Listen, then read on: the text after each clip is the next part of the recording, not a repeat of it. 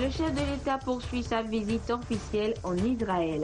Depuis hier, le président de la République Faure Eswatini Gnassingbé découvre les potentialités politiques, économiques et sociales de l'État hébreu à travers des infrastructures de pointe. Une visite qui dénote également de l'excellence des relations entre le Togo et Israël. Relations également au beau fixe entre Lomé et N'Djamena, raison de la présence du Premier ministre Komissi Lomklassou, représentant le chef de l'État à l'investiture hier du président tchadien Idriss Déby Itno. Et puis pour lutter contre la piraterie maritime qui sévit dans le golfe de Guinée, les États optent pour une mesure radicale, couper la piraterie à la racine, et ceci en décelant le mode opératoire des pirates. Mission des participants au colloque ouvert ce matin à Lomé. C'était les titres de cette édition. Bonsoir à toutes et à tous et merci de nous rejoindre pour le 20h sur la télévision togolaise. Je vous le disais en titre, le président de la République, Faure Eswatini Gnassingbé, est depuis hier lundi en visite officielle en terre israélienne. Dès son arrivée, le chef de l'État a touché du doigt les réalités géostratégiques de ce pays en se rendant sur le plateau du Golan, qui représente un territoire stratégique important pour l'État hébreu. Ensuite, le président a visité l'hôpital Ziv de Safed, à 30 km de la frontière syrienne, où sont prises en charge les victimes de guerre. Le compte rendu avec ce commentaire de Joseph Amégan. En terre israélienne, le président de la République, Faure Gnassingbé, s'est d'abord engagé à toucher du doigt les réalités géostratégiques en se rendant sur le plateau de Golan.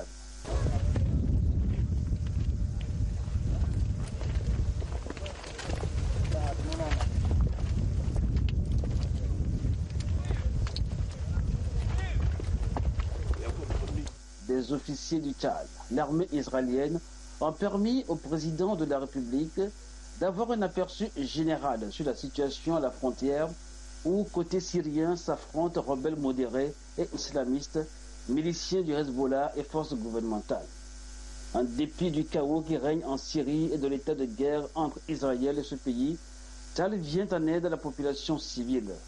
Près de 6500 Syriens ont été soignés par les équipes médicales et 650 envoyés dans les hôpitaux israéliens. Le chef de l'État, Faure Gnassingbé, s'est ensuite rendu à Safed, une ville située à 30 km de la frontière syrienne où est construit l'hôpital Ziv qui soigne des rebelles syriens et des civils. L'hôpital Ziv a donc accueilli le chef de l'État. Cette structure sanitaire a la particularité de prendre en charge des victimes de guerre. Dans un exposé, le docteur Zarkar, médecin-colonel et responsable de la prise en charge des victimes de guerre, a relevé que cet hôpital emploie près de 1500 agents issus de différentes nationalités. Le docteur Zarkar a mis l'accent sur ce qui fait la force de cet hôpital, l'esprit d'équipe et les soins apportés aux patients sans distinction de religion et de nationalité. Le chef de l'État, Faure Gnassingbé, a ensuite félicité le personnel de cette structure sanitaire qui, selon lui, sauve des vies humaines en leur donnant l'espoir de vivre grâce à la cohésion qui y règne. Le président de la République a souhaité que cette cohésion au sein de l'hôpital puisse rejaillir sur toute la région pour que les populations vivent ensemble et pacifiquement. Cette visite du chef de l'État à l'hôpital Ziv, où s'écrit au quotidien une leçon de solidarité et de partage, traduit l'engagement du président de la République à voir la paix prendre le pas dans la région. À noter que ce mardi, deuxième jour de sa visite en Israël, le président de la République a visité entre autres le port Haïfa dans le nord du pays. Haïfa classé comme 4e port le plus performant du monde par l'OCDE, où le chef de l'État a découvert le génie israélien en matière de logistique portuaire. Une visite qui, selon le président de la République, permet de s'inspirer de l'expérience de plateformes à l'étranger pour renforcer l'efficacité du port autonome de Lomé, dont l'activité est en forte croissance. Nous reviendrons plus en détail sur d'autres aspects de cette visite du chef de l'État en terre israélienne. Une visite qui dénote également de l'excellence des relations de coopération entre le Togo et Israël. Coopération qui s'est surtout renforcée grâce au nouveau visage de la diplomatie togolaise voulu par le chef de l'État grâce à sa politique. Dans nos prochaines éditions, nous revisiterons donc la coopération entre le Togo et Israël. Et le chef de l'État en déplacement a été représenté à l'investiture de son homologue tchadien Idriss Déby Itno par le Premier ministre Komi Selom Klassou. Le chef du gouvernement togolais était aux côtés de plusieurs chefs d'État pour témoigner de l'excellence des relations d'amitié et de coopération qui lient Lomé et N'Djamena. Le fil de la cérémonie qui s'est déroulée hier avec un commentaire de Isidore Koubati.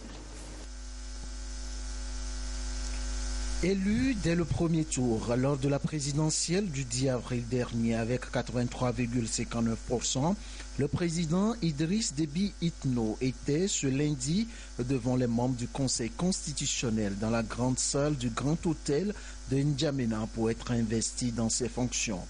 Pour l'occasion, 14 chefs d'État africains ont assisté à la cérémonie.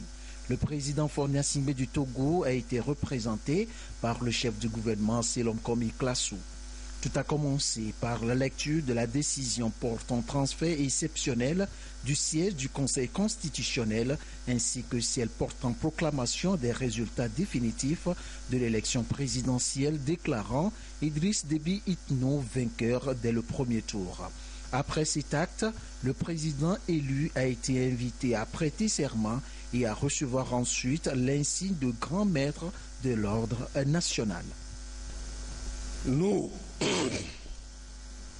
Idriss Déby Itno, président de la République élu selon les lois du pays, jurons solennellement devant le peuple tchadien et sur l'honneur de préserver, respecter, faire respecter et défendre la Constitution et les lois, de remplir avec loyauté les hautes fonctions que la nation nous a confiées, de respecter et défendre la forme républicaine de l'État, de préserver l'intégrité du territoire et l'unité de la nation. Après cet exercice, le président du Conseil constitutionnel a installé l'impétrant dans ses nouvelles fonctions de président de la République pour un nouveau mandat de 5 ans. Dans son discours d'investiture, le président Idriss Déby a remercié le peuple tchadien pour la confiance placée en sa personne. Il s'est engagé à relever des défis majeurs, surtout ceux relatifs à la paix, la sécurité et le développement socio-économique du Tchad. Serviteur du peuple tchadien, mais aussi africain, le président Idriss Déby Itno s'est engagé à lutter et à combattre le terrorisme aux côtés de ses pairs africains et de la communauté internationale. Une menace qui pèse aujourd'hui sur la croissance économique des États, surtout africains. Désormais investi de sa nouvelle charge, le président Idriss Déby a tour à tour reçu les félicitations des 14 chefs d'État présents, des chefs de gouvernement ainsi que celles des représentants des institutions internationales diverses. Le Premier ministre, Selom Komi Klassou, a transmis aux récipiendaires les félicitations du Togo et de son président, Faure Gnassingbé, qui l'a représenté. On le sait, le Togo accueille en octobre prochain le grand sommet sur la sécurité maritime et le développement en Afrique. Mais en attendant ce rendez-vous de haut niveau, les réunions préparatoires se multiplient, comme le colloque ouvert ce matin à Lomé.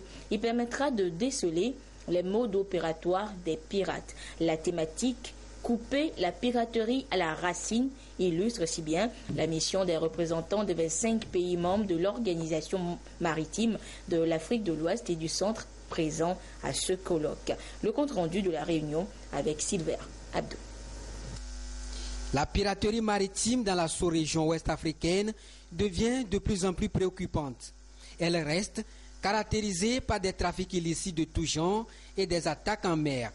Il en est de même pour la pêche illégale dont l'ampleur constitue une menace non seulement pour l'environnement marin, mais aussi pour l'économie des pays. L'Organisation maritime de l'Afrique de l'Ouest et du Centre au Maroc réaffirme ainsi son engagement à limiter les conséquences fâcheuses du phénomène. Le colloque de Lomé va donc baliser la voie à la concrétisation de cet engagement contre l'insécurité maritime dans la sous-région. Des experts en charge de la question vont définir les mécanismes devant permettre à chaque pays de détecter le mode opératoire des pirates pour ainsi pouvoir couper le mal à la racine. Nous savons que dans chaque port, dans chaque zone portuaire de la côte maritime de la Mauritanie jusqu'à Guinée, certains pays ont commencé déjà à répertorier, c'est-à-dire mettre sur une base de données et ces navires et les équipages. Il n'y a pas seulement les navires, mais les engins flottants, tout. On va commencer à partir de la pirogue, immatriculer les pirogues et le navire et les équipages. Pour que nous puissions contrôler qui fait quoi. Vous allez voir dans un navire qui a été piraté, le même marin est là, il a été piraté aujourd'hui, demain il va se retrouver dans un autre navire, il faut tirer la sonnette d'alarme. Donc notre travail maintenant c'est de voir comment arrêter ce fléau en amont, avant qu'ils agissent en mer. Des sujets clés et d'actualité sont abordés au cours de cette rencontre. Ils traitent des questions liées au vol à main armée en mer, la gestion des navires et des pirogues de pêche artisanale. La contribution de l'industrie dans la surveillance maritime sera aussi analysée. Les conclusions des échanges viendront dynamiser les actions menées au niveau de chaque pays à travers les stratégies définies dans la lutte contre les actes illicites en mer. Les communications qui seront faites au cours de ce colloque sont d'une importance majeure pour la sous-région qui a vu ces derniers temps un développement qualitatif de l'industrie portuaire et du transport maritime. Notre vœu est qu'à la fin de ce colloque, les pays membres de l'Organisation maritime de l'Afrique de l'Ouest et du Centre puissent, à l'instar des pays des autres régions du monde, tracer des pistes permettant un jour de mettre en place des moyens matériels pour éradiquer les réseaux qui alimentent la piraterie maritime dans notre sous-région. Pour y parvenir, nous devons mutualiser nos moyens, échanger des informations et organiser périodiquement des exercices conjoints grâce au réseau intégré de garde-côtes et aux marines nationales. Le prochain sommet de l'Union africaine sur la sécurité maritime et le développement en Afrique, que le Togo s'apprête à accueillir en octobre prochain, sera une occasion de passer de la parole à l'acte. Ce sommet de haut niveau est vivement attendu par le monde maritime et constituera un forum pour les dirigeants africains de passer en revue l'impact de la piraterie sur le développement durable de notre continent. L'effort du Togo dans la lutte contre la piraterie maritime reste remarquable. Effort reconnu par l'Organisation maritime de l'Afrique de l'Ouest et du Centre qui salue l'adoption du Togo d'un code maritime. Ce colloque vient donc renforcer la coopération entre tous les pays membres de la dite organisation pour une piraterie zéro dans l'espace maritime de la sous-région. L'insécurité maritime est un phénomène plus que réel qui s'accentue. Le golfe de Guinée est en proie à la piraterie maritime et au trafic de tout genre, ce qui n'est pas sans conséquence. Le colloque de Lomé veut donc permettre de venir à bout du fléau en découvrant le mode d'opération des pirates. Dans le dossier qui suit, Augustin Kossi met en lumière certains de ces procédés et leur impact sur l'économie bleue. Un dossier présenté par Silver Abdou. Attaques armées, pêche illicite, piraterie, trafic illicite de toutes sortes sont autant de fléaux qui gangrènent la stabilité des activités économiques dans le golfe de Guinée.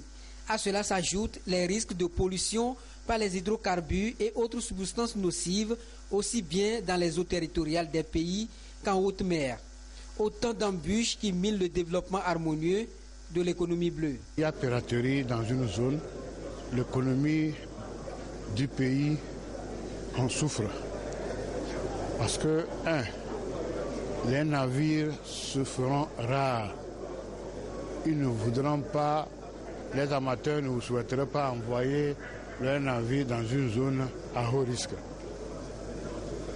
Or, nos pays sont importateurs de produits manufacturés venant de tout le monde. Si ces navires ne viennent pas, la population en souffre. Et puis, en dehors de la souffrance de la population, ça crée le chômage sécurisé, nos eaux, ça va dans l'intérêt de toute la population. L'insécurité maritime, ce n'est pas seulement le navire qui peut en être victime, mais même nous qui sommes à terre, on peut en être victime du fait des conséquences dramatiques que ça peut engendrer. Alors, la piraterie en tant que telle, comme l'expliquent les techniciens, c'est le fait effectivement de bandits qui empruntent la mer pour s'attaquer au navire. Il y a deux modes opératoires. Certains dans le golfe d'Aden, dans l'océan Indien, capturent les bateaux pour prendre des otages et demander des rançons. C'est un fonds de commerce. C'est extrêmement, juteux, entre guillemets, pour ceux qui le font. Ils le font au large des côtes, ils le font également en haute mer. Plutôt que de prendre des rançons, ceux qui opèrent chez nous font un vol à mi-armée, ils volent le carburant qui vont écouler dans le marché noir. Les causes sont multiples. La pauvreté dans les États du Sahel, la prolifération des mouvements rebelles ainsi que la faiblesse de l'autorité de l'État dans certaines régions. Au Togo, différents mécanismes ont été mis en place pour renforcer l'action de l'État en mer. Un haut conseil pour la mer, une préfecture maritime et un organisme national chargé de l'action de l'État en mer. Le pays a également renforcé son arsenal juridique en ratifiant les conventions internationales relatives à la protection de l'environnement marin et la marine marchande, des actions qui restent à élargir à l'échelle régionale. Donc ce qu'il faut fondamentalement, c'est que nos pays fassent preuve de volonté politique, qu'on équipe nos marines, qu'on mette en place des gardes-côtes, un projet qui est vieux au niveau de la mort, qu'ils puissent trouver une application effective pour sécuriser nos côtes. Il faut éviter que les mouvements rebelles ne se développent, il faut éviter la prolifération des armes, il faut éviter effectivement que les causes qu'on vient d'évoquer ne puissent prospérer. Régler le problème de la pauvreté, régler le problème de la bonne distribution des ressources dans les pays qui ont des ressources minières et pétrolières. Il faut donc des actions concertées des États, de toute la chaîne des transporteurs maritimes, armateurs, de même que assureurs. Le prochain sommet sur la sécurité, la sûreté maritime et le développement en Afrique, prévu en octobre à Lomé, est un rendez-vous très attendu pour l'adoption d'une charte qui devra rassurer davantage les acteurs économiques qui vivent des retombées de la mer et du transport maritime. Et ce ne sont pas seulement les marchandises qui transitent par la mer, les hommes aussi empruntent ce canal pour se déplacer et on parle là de migration. Les migrations comme source de développement socio-économique au Togo, notre pays veut réussir ce pari. Mais comment? Il va donc falloir organiser ces mouvements migratoires, accompagner les migrants dans leur mobilité afin de faire d'eux une couche contribuant au développement du pays. Et pour cela, une stratégie de migration professionnelle vient d'être élaborée. Son contenu avec ce commentaire de Komo Poyode. De l'atteinte des objectifs de la libre circulation des biens et personnes dans le monde et dans l'espace CEDEAO, il est recommandé de canaliser les mouvements migratoires, surtout les migrants dits professionnels. Il faut les accompagner, étant donné qu'ils sont des acteurs qui contribuent au développement socio-économique. L'immigration professionnelle, si je prends un jeune, ou bien vous-même qui allez peut-être au Bénin travailler, vous irez envoyer quelques ressources à vos pays. Voyez-vous, non seulement vous allez là-bas, vous allez acquérir d'autres savoir-faire pour qu'au retour, vous puissiez faire bénéficier, avancer votre pays sur tel ou tel domaine. Vous pouvez même revenir réinvestir, devenir des opérateurs économiques ici. Donc en cela, ça contribue énormément à créer une richesse, à créer la croissance et pourquoi pas à créer de l'emploi. Selon les autorités togolaises, les flux migratoires sont importants, qu'il faille signer des accords de partenariat avec les pays d'accueil. Notre souci aujourd'hui, à travers la stratégie, nous puissions redynamiser, reformuler, actualiser ces accords. Ok? Là où ça n'existe pas, ça doit exister. Pour que nous puissions accompagner nos soeurs, nos frères. Et pour réussir ce pari, des exigences et conditions sont à respecter. D'où l'élaboration de la stratégie de la migration professionnelle qui fait ici l'objet d'échanges. Doivent cerner la question de la problématique sur la migration. Qu'est-ce que c'est que la migration? Quels sont les enjeux de la migration? Quels sont les défis de la migration? Comment cerner la migration dans son ensemble pour que nous puissions avoir les retombées?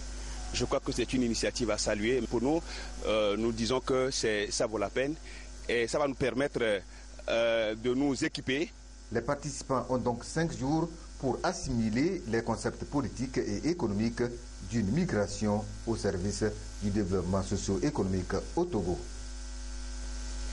Pour garantir une gestion saine et efficace du secteur des mines dans notre pays, le projet de développement et de gouvernance minier a été officiellement lancé ce matin à Lomé. Ce projet qui veut renforcer la capacité des structures institutionnelles du secteur des industries extractives pour qu'elles puissent profiter aussi bien à l'économie du pays qu'aux populations elles-mêmes. Les précisions avec Dodo Haré et la clé. Les mines sont une composante essentielle dans le développement socio-économique du Togo. Elles ont contribué à la croissance du secteur secondaire à hauteur de 17% en 2011 contre 2,1% en 2010. D'où sa prise en compte dans la stratégie de croissance accélérée et de promotion de l'emploi SCAP. C'est donc un atout pour le Togo et il est donc important de relever les défis liés à la gouvernance et à la protection de l'environnement. Le projet de développement et de gouvernance minière vient ainsi soutenir les activités minières en vue d'accroître le développement socio-économique durable des communautés riveraines. Le projet va nous permettre de pouvoir consolider toutes les informations que nous avons sur le secteur minier du Togo et pouvoir créer une base géominière qu'on appelle SIG minier. Et en même temps, parallèlement à ça, il y aura un cadastre minier moderne qui est donc un système de gestion moderne des titres miniers. Et ça, c'est des éléments qui inspirent confiance. C'est des éléments de transparence. Et là, personne ne peut plus attribuer 2 fois une même zone à des promoteurs différents. Le projet de développement et de gouvernance minière se propose de renforcer les capacités institutionnelles et les systèmes de gouvernance des institutions impliquées dans la gestion du secteur minier au Togo. Sa mise en œuvre va permettre d'améliorer la gestion et le suivi des activités de développement, notamment l'octroi des permis d'exploration, la supervision des activités et la fermeture des mines. Pour permettre la facilité des échanges entre les États membres de la CEDEAO et répondre efficacement aux besoins de ceux-ci en termes d'infrastructures, la Commission a élaboré un plan directeur de développement des infrastructures. Les experts venus des 15 États membres de la communauté sont en réunion pour valider le dit document qui, après sa mise en exécution, permettra une réelle intégration sous-régionale. Nous reviendrons en détail sur cette réunion dans nos prochaines éditions. Pour une meilleure gestion des ressources génétiques avicoles et leur impact sur l'économie nationale, des recherches ont été menées par l'Institut togolais de recherche agronomique ITRA, une recherche financée par la FAO pour mener une étude sur les différents types de volailles que nous avons au Togo en vue de proposer des pistes pour leur valorisation. Les précisions avec Emmanuel Adiaklo et Ramdan Bassina. La poule locale étant la principale espèce avicole élevée, son utilisation, son développement et sa préservation durable nécessitent qu'elle soit caractérisée et inventoriée. Au Togo, la volaille participe à près de 40,62% de la production nationale de viande et elle présente des caractéristiques diverses. Nous avons trouvé qu'il y a une diversité de couleurs des poules. Il y a aussi une diversité au niveau de la taille, au niveau du poids des poules.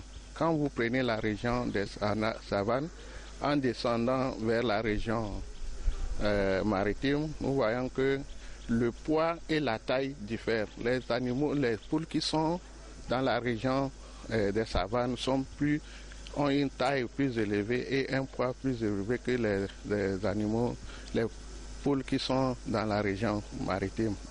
Dans la recherche des pistes de développement de la poule locale, il ressort que les coqs améliorateurs issus des centres de recherche seront introduits dans les fermes d'élevage villageois. La sélection entre races locales de poules est alors indispensable.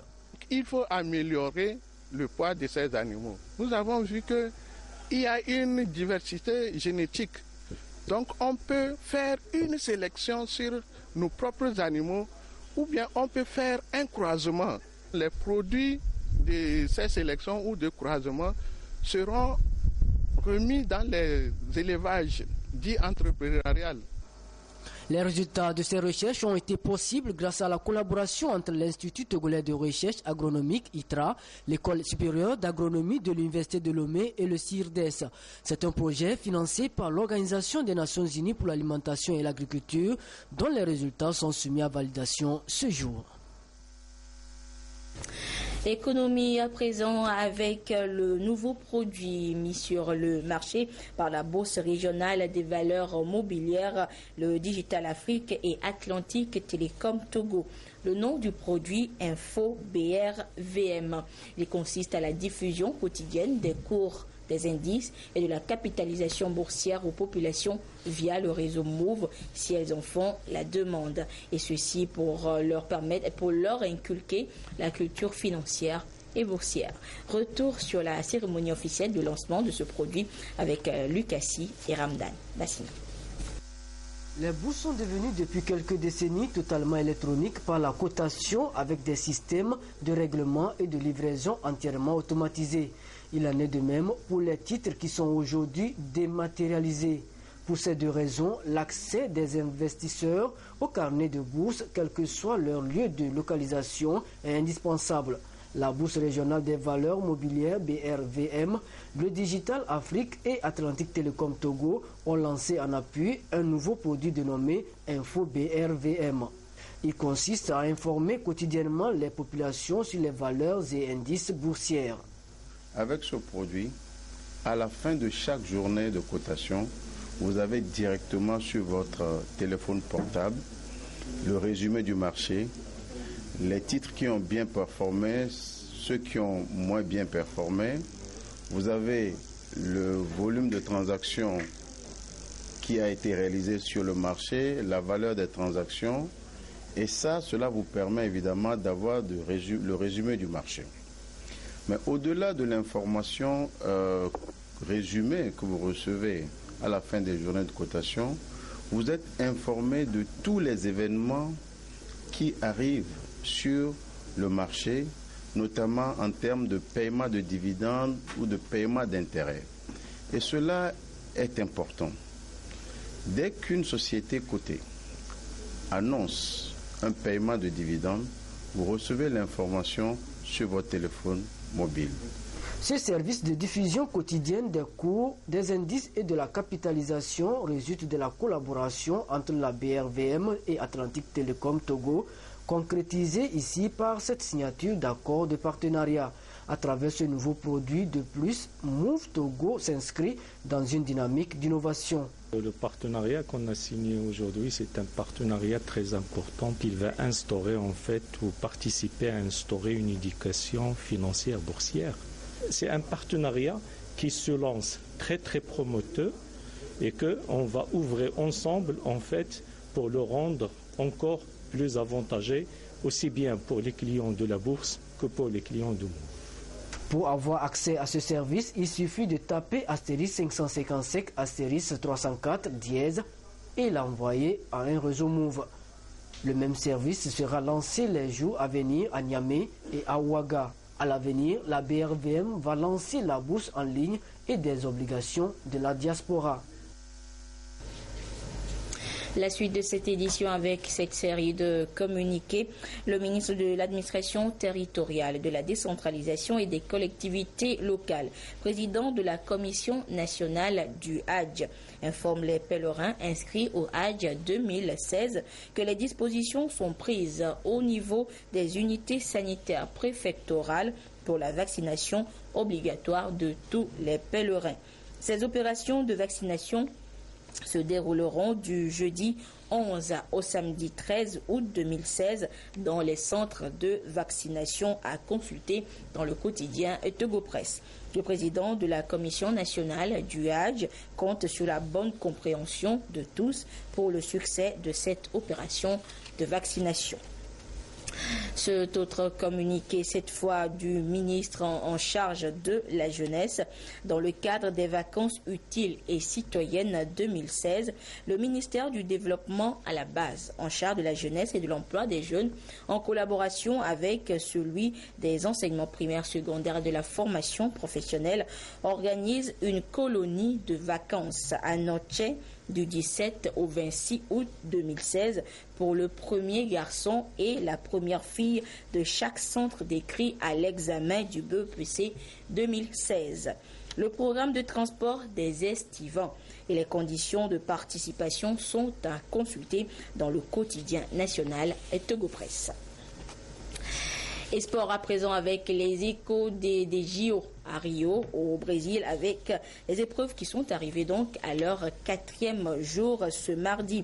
Une grande messe donc de l'athlétisme mondial à laquelle participe également notre pays, le Togo, grâce à 5 athlètes. Et déjà, Claire Akosiwa Aïvon a participé a compétit dans son épreuve l'aviron. Le compte rendu avec notre envoyé spécial à Rio, Alfred Kolani. Pour une première aux Jeux Olympiques, la jeune rameuse togolaise Aïvon Akosiwa Claire était consciente d'une chose. Il lui sera difficile d'accrocher une médaille. Mais en même temps, elle était sûre de ne pas être ridicule et d'honorer les couleurs qu'elle porte. Le rouge, blanc, jaune et vert. C'est donc en toute sérénité que Claire Aïvon s'est retrouvée à Lagoa Stadium pour les 2000 mètres d'aviron ski féminin. Quelques instants de concentration et la voilà dans l'eau, aux côtés de 4 autres rameuses. Après un début de course maîtrisé, un vent déroutant et les vagues capricieuses auront raison de notre championne qui boucle sa course en 5e position avec un temps de 9 minutes 56. Pour moi, ça s'est mal passé parce qu'il y a beaucoup de vagues là, je n'ai pas pu ramer. Je ne suis pas content de moi. Par rapport au résultat, elle n'a pas encore marché aujourd'hui le résultat parce qu'il y a beaucoup de vagues. C'est pas le niveau, il y a des champions olympiques aujourd'hui qui sont perdus. C'est son niveau là. Bon, reste que avoir la première place, c'est pas facile. Il faut travailler, il faut continuer à travailler. J'ai bien assisté à la première partie et je crois que ça a été très très difficile pour elle, mais elle a pu dominer ses émotions et ce qui nous a permis aujourd'hui qu'elle soit repêchée pour être au 2e tour. Ça veut dire qu'il y a beaucoup qui ont été éliminés, mais qu'elle est maintenue dans la danse. Dimanche matin, Claire Aïvon et les autres jeunes dames qualifiées pour les repêchages se sont retrouvées au Stadium Lagoa. Mais une fois encore, Dame Nature s'est interposée. La compétition est reportée sur lundi.